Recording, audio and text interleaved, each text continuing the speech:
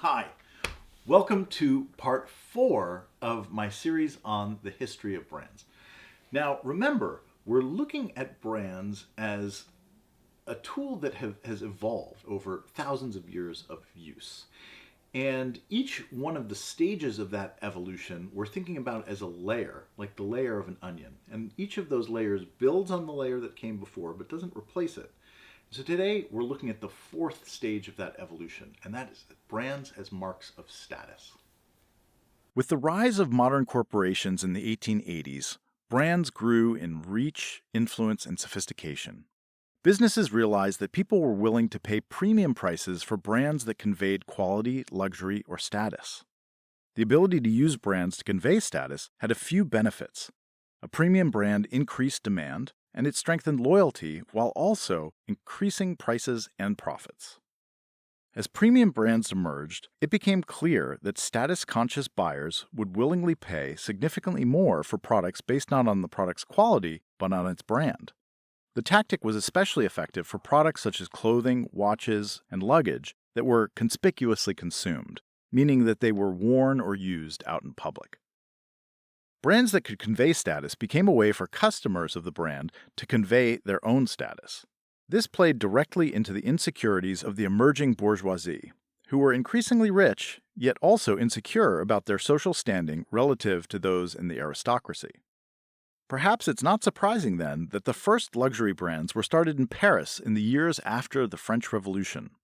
It was here, beginning in the 1850s, that George Haussmann's massive renovation of the city created the parks, gardens, and boulevards for which Paris is still famous today. The design and creation of these new public spaces changed the way that people interacted and opened up new opportunities for all to see and be seen.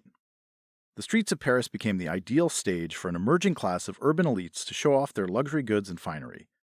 As department stores such as Le Bon Marché sprung up to meet this demand, they themselves became forums for customers to experience and express their status. It was in this context that watchmakers like Vacheron Constantin, fashion houses like Hermès, and luggage makers like Louis Vuitton built luxury brands that endure and remain relevant to this day. Michael Kors, Coach, Vivienne Westwood, Marc Jacobs. Can we really call those brands luxury? If you take brands like Dior, Chanel, Louis Vuitton, Hermès, they have established themselves as brands that those of us who are into this kind of thing will willingly, well, not willingly, but begrudgingly, if you're into it, go and spend the money on. Whereas if there was a Coach bag for £4,000, would you go and spend £4,000 on a Coach bag? No.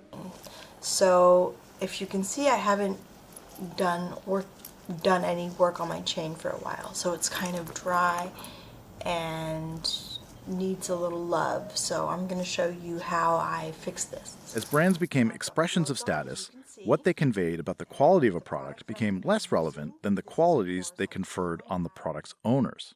Realizing this, luxury goods manufacturers designed products that would telegraph their brands.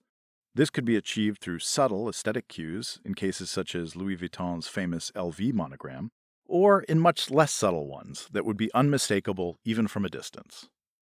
The ability to strengthen customer loyalty while charging a premium price continues to be a central function of brands today.